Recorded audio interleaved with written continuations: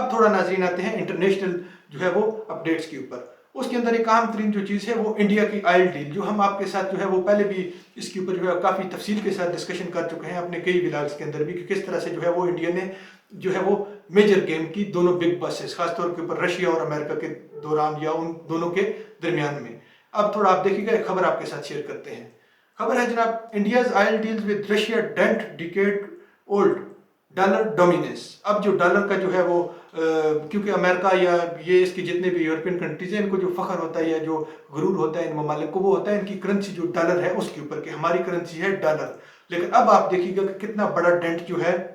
India نے خاص طور کے اوپر، اور جو ایشین کنٹریز ہیں جن کا ہم آپ کے ساتھ آگے ڈیٹا شیئر کریں گے، انہوں نے ڈالر کو ڈینٹ دیا ہے. اب تھوڑا آپ دیکھیے گا، the dollar preeminence has periodically been called into questions, and yet it has continued because of the overwhelming advantages of using the most widely accepted currency for business. اب یہ تو موسٹ وائڈلی تو تھی، لیکن اب جو ہے اس کے اوپر جو ہے وہ انڈیا نے خاص طور کے اوپر کس طرح سے اس کو بگ ڈینٹ دیا ہے، کہ آج یہ جو خبر ہے وہ بڑے بڑے ادارے یا وہ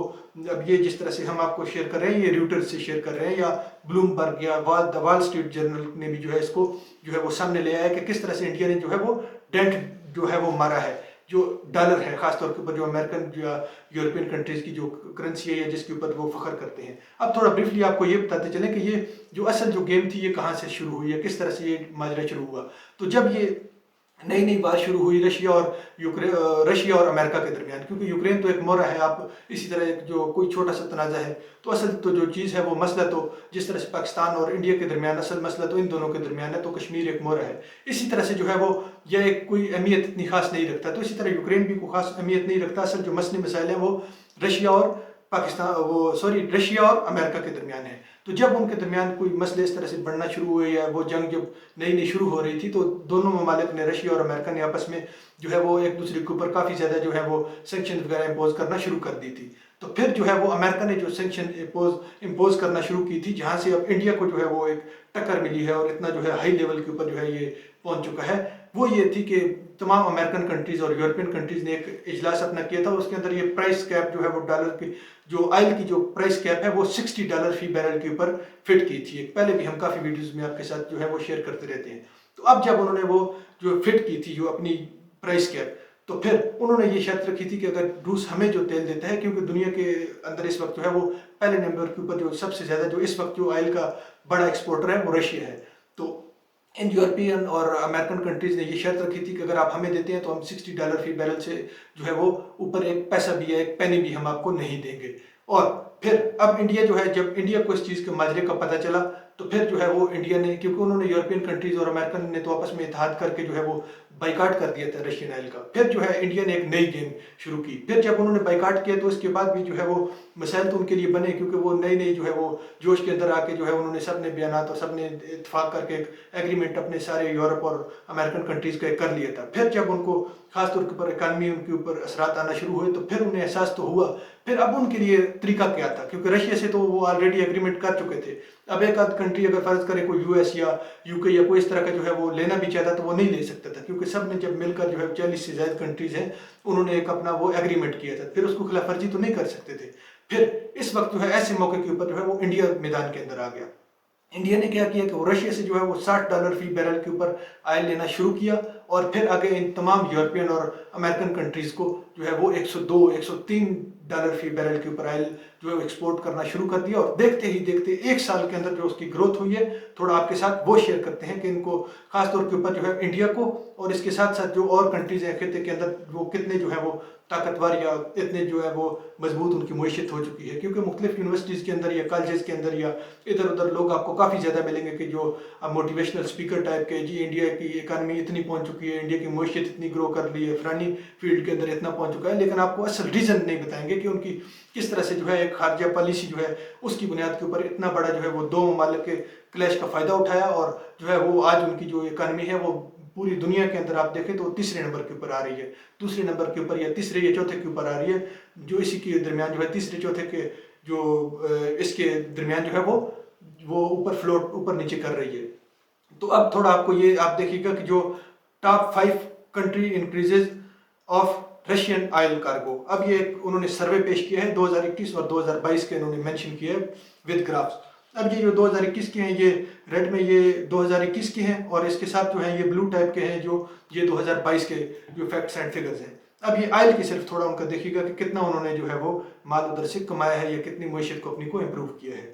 تھوڑا دیکھیے گا یہ اب جو اس کا یونٹ ہے وہ آپ کو اس ساتھ تھوڑا شیئر کرتے ہیں، ملین ایم ٹی ہے ان کا جو یونٹ ہے۔ اب انڈیا کا دیکھ لیں کہ یہ ریڈ کے اندر جب سے وہ وار سٹارٹ نہیں تھی، یہ جب سے ان کی ڈیلنگ جو یا اس معاملے کے اندر انڈیا نہیں آیا تھا ان دو بڑی ریاستوں کے، تو تب تک جو ہے وہ بالکل انڈیا آپ تھوڑا ریڈ کے اندر دیکھیے گا بالکل زیرو سے جو تھوڑا سا اوپر ٹچ کر رہا تھا۔ یہ اس کی صورتحال تھی صرف ٹوٹل 3-4 سال پہلے سے آج تک۔ تو پھر اس کے بعد آپ دیکھیے کہ کتنا اس نے اوپر ڈائریکٹ جو ہے وہ 42-43% تقریباً بنتا ہے، یہ اس کے اوپر اس نے اپنی گروتھ کو جو ہے وہ ٹرن کر دیا ہے، ہائیک کے اوپر چلا گیا ہے۔ پھر ساتھ ساتھ آپ تھوڑا چائنا کا دیکھ لیجئے کہ اس نے کتنا زیادہ جو ہے وہ فائدہ ادھر سے اٹھایا ہے رشین آئل سے۔ پھر ساتھ ساتھ ترکی کا ہے، اس کے ساتھ جو ہے وہ آپ اٹلی کا بھی دیکھ لیں، یو اے ای کا بھی، سب نے جو ہے وہ اپنا جو ہے وہ ادھر سے فائدہ اٹھانے کی کوشش کی اور بھرپور اس کے اندر کامیاب ہوئے۔ لیکن یہ سب کچھ کس وجہ سے ہو سکتا ہے یا پاسبل ہوا ہے؟ یہ جسٹ آزاد خارجہ پالیسی سے، کہ جب آپ کے ملک میں آزاد خارجہ پالیسی ہوگی تو آپ کو پھر جو ہے وہ کسی کی خوف یا ڈر کی وہ جو ہے وہ چیز آپ نہیں محسوس کریں گے کہ ہم فلانے کے پاس گئے تو فلانا ناراض ہو جائے گا، جس طرح سے ابھی پاکستان کی ہے یا ایک سوچ پائی جا رہی ہے، یا اس طرح کے آپ دیکھتے بھی ہیں روزمرہ زندگی کے اندر کہ اب جو ہے وہ روس ہم سے ناراض ہو گیا، اب اگر ہم روس کے اندر روس سے آئل کی ڈیل کرتے ہیں تو امریکہ ہم سے ناراض ہو جاتا ہے، اگر ہم آئی ایم ایف کے ساتھ جاتے ہیں تو روس جو ہے وہ ہم سے جو ہے وہ ہمیں سستے داموں تیل نہیں دیتا، یا ہمارے اوپر جو ہے وہ دوست ممالک کی کرنسی یا اس طرح کی جو شرطیں رکھتا ہے۔ تو یہ سب کچھ ہے کہ ان سب کو آپ تب ہینڈل یا تب آپ بیئر کر سکتے ہیں ان سب معاملات کو جب آپ کے ملک کے اندر آزاد خارجہ پالیسی ہو۔ تو اب ناظرین تھوڑا آگے آپ دیکھیے گا، کیونکہ آپ آزاد خارجہ پالیسی کے آپ حوالے سے تھوڑا دیکھ لیجئے گا کہ آپ کی آزاد خارجہ پالیسی جو اس حکومت کی خاص طور کے اوپر ہے، تو اس کے حوالے سے تھوڑا آپ دیکھیے گا بریفلی۔ جو آپ ایک ہفتہ پہلے جو ہے وہ آپ بلاول بھٹو جو آپ کا جو وزیر جو ہے یہ فارن منسٹر ہے، اس کو آپ بھیجتے ہیں رشیا کے اندر کہ آپ وہاں جا کر جو ہے وہ سستے تیل کی ڈیل کریں۔ پھر آپ 3-4 دن گزرتے نہیں ہیں تو آپ جو ہے آپ کا پرائم منسٹر صاحب جو ہے وہ ایک وفد اپنا بھیج دیتے ہیں امریکہ کے اندر کہ جی آپ آئی ایم ایف سے ڈیل کریں۔ تو اس صورتحال کے اندر آپ تھوڑا آپ کو خود اندازہ لگائیے گا کہ کس طرح سے جو ہے وہ آپ کی جب اپنی خارجہ پالیسی ہی ملک کی جو ہے وہ ایک اس قابل نہیں ہے، تو پھر آپ اس طرح سے جو ہے وہ حرکات کریں گے تو پھر آپ کو اسی طرح سے جو ہے اس کے نتائج بھی ملیں گے۔ اب ناظرین آگے آتے ہیں، تھوڑا خبر ہے اسرائیل کے حوالے سے۔ پہلے ہم نے پچھلی ولاگ کے اندر آپ کے ساتھ تفصیل کے ساتھ ڈسکس کیا تھا کہ کس طرح سے ناظرین جو ہے وہ اسرائیل اور سعودی عرب کے درمیان جو ہے وہ خفیہ قسم کے مذاکرات جو ہیں وہ بے نقاب ہو چکے تھے۔ پچھلی ولاگ کے اندر آپ تھوڑا دیکھیے گا، آپ کو سمجھ آ جائے گی۔ With facts and with figures ہم نے آپ کو بتایا تھا کہ انہوں نے فلسطین کو خاص طور کے اوپر سعودیہ نے جو ہے وہ اس کو صفحہ ہستی سے مٹانے کا ایک پروگرام بنا لیا ہے۔ تو اب جو ہے وہ اسرائیل کی طرف سے جو ہے وہ ایک اپڈیٹ ہے، تھوڑا آپ دیکھیے گا۔ اسرائیل نے مسلم ممالک انڈونیشیا، صومالیہ، نائجیریا، موریتانیہ سے دوستی کے لیے ہاتھ بڑھا دیا۔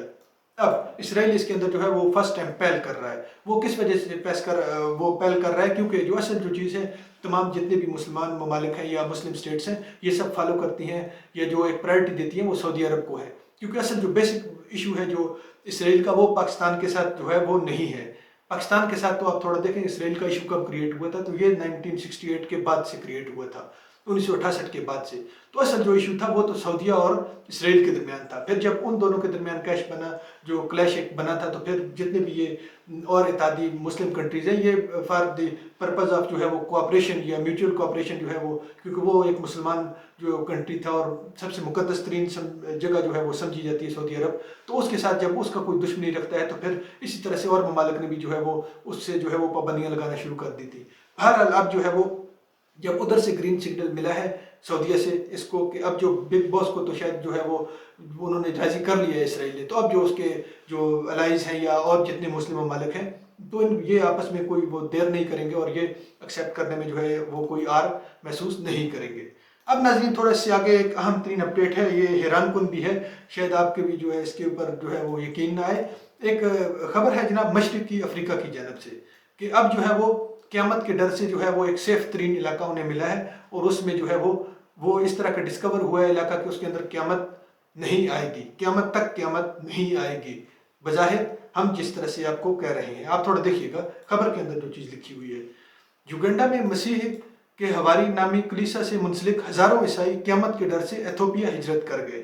اب یہ ان کا ایک جو ہے وہ اسٹیٹ ہے، آپ تھوڑا آگے دیکھیے گا۔ اوگیکیا کے مطابق مہاجرین کے مذہبی رہنماؤں کا عقیدہ ہے کہ قیامت کے بعد ایتھوپیا سے زندگی دوبارہ شروع ہو جائے گی۔ ان مذہبی پیشواؤں نے ایتھوپیا آنے سے قبل اپنا تمام مال ملک فروخت کر دیا اور قیامت کے دوران ایتھوپیا کے واحد محفوظ جگہ ہونے کے یقین کے ساتھ اس ملک میں آ گئے ہیں۔ اب تھوڑا یہ جو چیزیں ہیں یہ جسٹ جو ہے ان کی یا اس طرح کی جو خبریں آ رہی ہیں، کیونکہ کافی زیادہ لاکھوں کی تعداد کے اندر یہ جو ہم آپ کو شیئر کر رہے ہیں خبر، یہ پریویس ڈے کی خبر شیئر کر رہے ہیں، جو ابھی آپ کے لیٹسٹ اعداد و شمار آ گئے ہیں، ان کی تعداد ایک لمبے جس طرح سے آزادی کے دوران جو ہے وہ انڈیا سے جو ہے وہ پاکستانی آ رہے تھے، یا یہاں سے مسلم وہاں سے ہجرت کر رہے تھے، یا یہاں سے وہاں ٹرینوں کے اوپر اسی طرح سے جو ہے وہ رش شروع ہو گیا کہ ان کے جو ایک پاپ ہے یا جو ان کا مذہبی جو ہے جس کو فالوور ہے عیسائیوں کا، تو اس نے جو پریڈکشن کیا کہ یہاں قیامت نہیں آئے گی اور قیامت کے بعد جو ہے وہ زندگی یہاں سے شروع ہوگی، تو سب نے جو ہے اپنے ملک یا جتنے بھی جان جو مال مویشی یا اس طرح کی جو چیزیں تھیں وہ فروخت کر کے بھاگنا شروع کر دیا ایتھوپیا کی جانب۔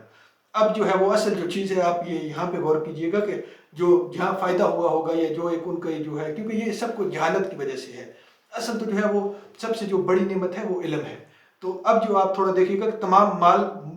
مال ملک فروخت کر دیا، تو یہ سب جو چیزیں ہیں جو جنہوں نے لی ہیں انتہائی سستے داموں کے اوپر، یا جس طرح سے یہ معاملات ہوئے، وہ شاید آپ جو ہے وہ بہت زیادہ وہ بہترین حالت میں جانتے ہیں کہ کس طرح سے جو ہے وہ لا علم لوگوں کو یا جو اس طرح کے جو جن کے اندر شعور وغیرہ جو ہے وہ کم ہے، ان کو لوٹنا جو ہے وہ بہت آسان سمجھا جاتا ہے، یا اس طرح سے ان کے ساتھ ہو چکا ہے۔ ناظرین، تو یہ کچھ اہم ترین اپڈیٹس تھی جو ہم نے آپ کے ساتھ شیئر کی ہیں۔ اپنا خیال رکھیے گا اور اپنے اس چینل کا بھی۔ انشاءاللہ نیکسٹ ولاگ میں ملتے ہیں۔ اللہ حافظ۔